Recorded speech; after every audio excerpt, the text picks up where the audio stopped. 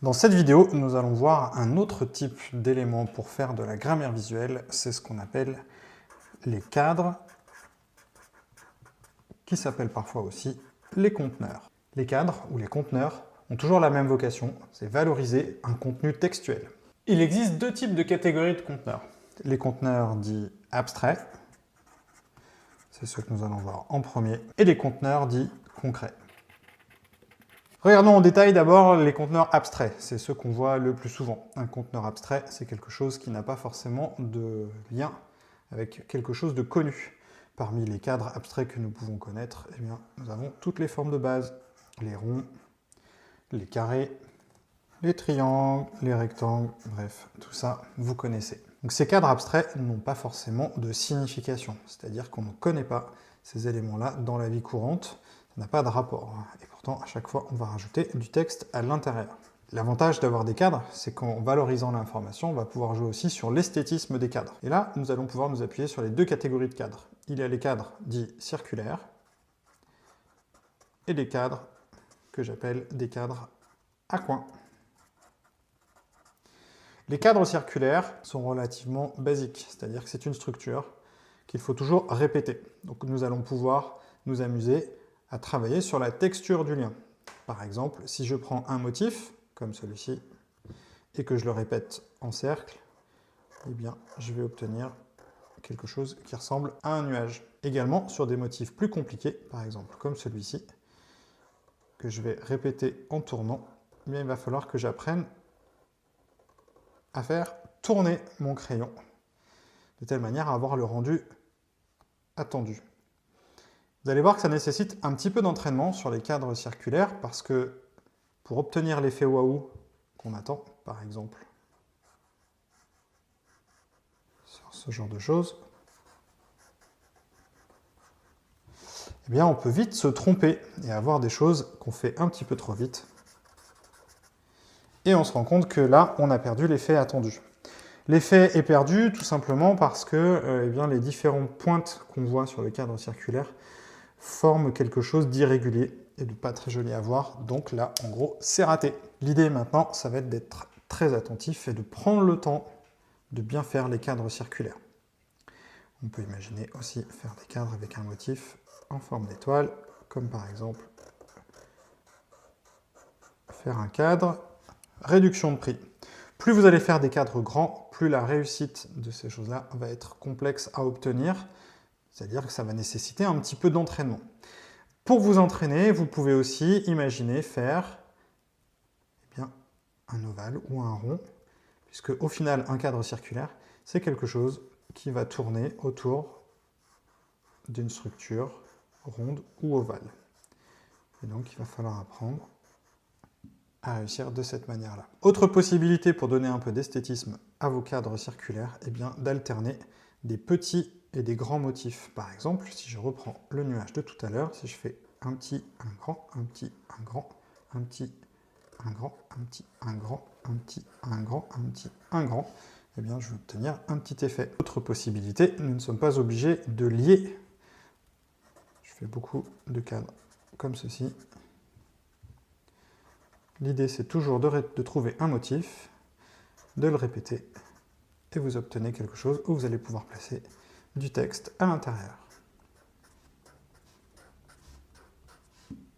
Même chose pour les cadres à coins. Cette fois-ci, nous allons jouer sur la texture.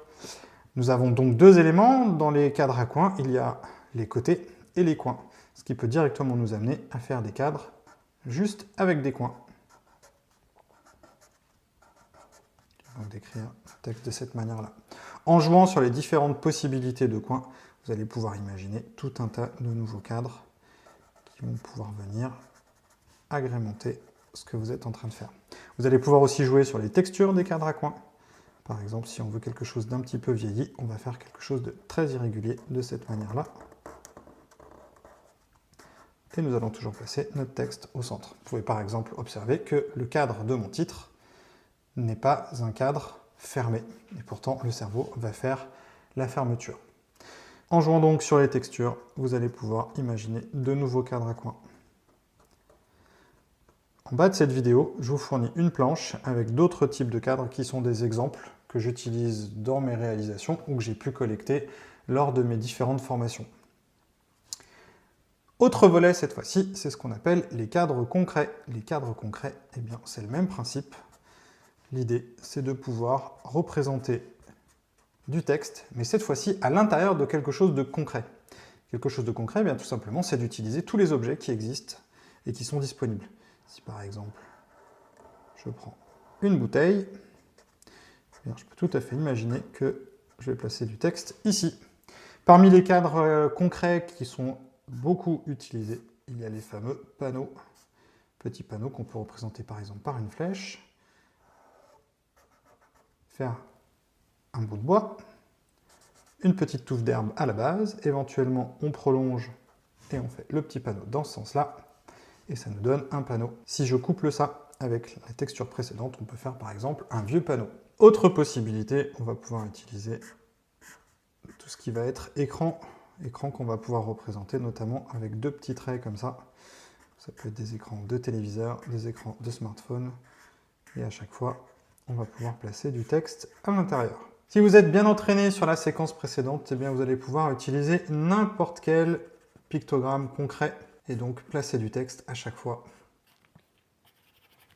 là où il y aura des espaces vides.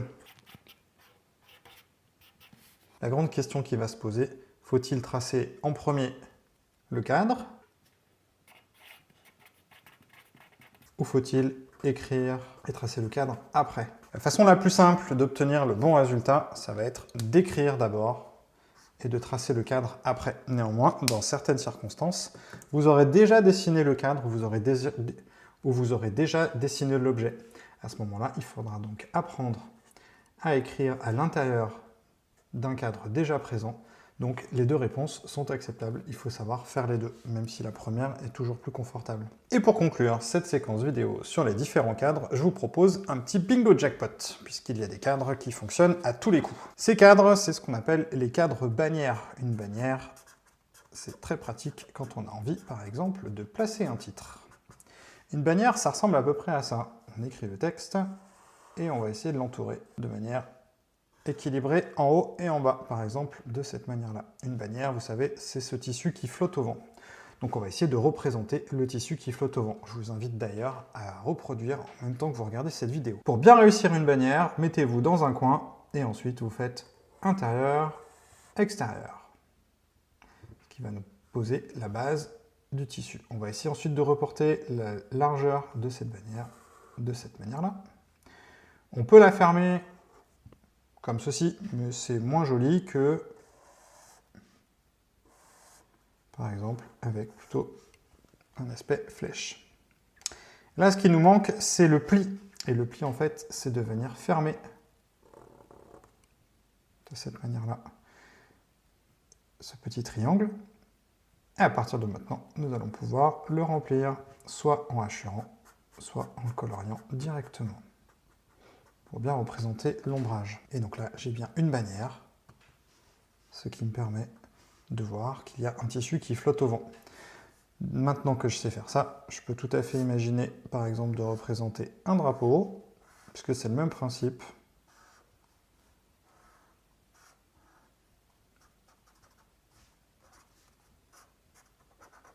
Ou je peux aussi utiliser le multi-bannière. Donc cette fois-ci, on va dessiner un petit peu différemment.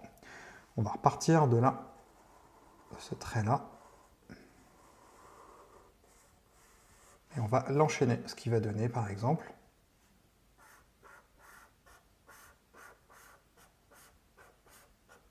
ça forme la base de la bannière. Nous allons donc vouloir dessiner différents cadres. Chacun va comporter des éléments. Ce principe de multi-bannière va être très intéressant, notamment lorsqu'on a plusieurs mots-clés. Et ensuite, je vais pouvoir reporter l'effet visuel, c'est-à-dire du tissu qui passe derrière. Donc je vais bien faire attention à bien démarrer, par exemple, au milieu. Et ensuite, je termine. Et j'ai oublié quelque chose. Normalement, vous avez trouvé ce qui manque. Ce qui manque, c'est le petit triangle à la base de chaque bannière, ce qui va permettre de donner l'effet d'ombrage. Et donc là, j'ai bien une multi-bannière. Autre cadre bingo jackpot qui fonctionne plutôt bien, c'est ce qu'on appelle le cadre parchemin. Le cadre parchemin, vous savez, c'est cet effet d'un rouleau de papier qui va être pratique, par exemple, lorsqu'on a une liste. Le cadre parchemin, on peut l'utiliser de manière verticale, de cette manière, ou d'en faire un cadre bannière de manière horizontale, et donc d'en faire un titre, par exemple, de cette manière-là.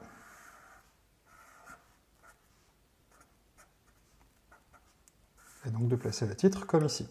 Alors je suis peut-être allé un petit peu vite. On va reprendre les choses étape par étape pour obtenir le bon effet. Et notamment, on va regarder comment est-ce qu'on peut se rater pour dessiner un parchemin. Tout d'abord, nous allons dessiner une forme de S, tout doucement, quelque chose dans ce style-là.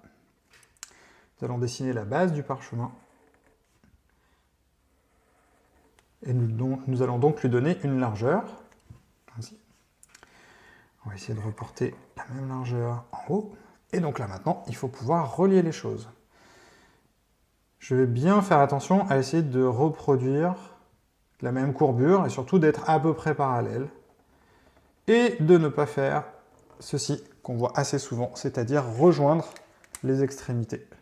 Ça va montrer l'erreur du parchemin. Vous voyez que dans mon exemple précédemment, eh bien, le trait vient s'arrêter avant. Ensuite, pour avoir l'effet d'enrouler, je vais prendre chaque extrémité du parchemin et tracer des petits traits, ce qui va me donner l'impression d'un rouleau. Voilà, vous savez tout pour faire des belles bannières. Les bannières, c'est pratique, c'est efficace. Attention néanmoins, ça prend beaucoup de place sur une page, donc ne pas en abuser.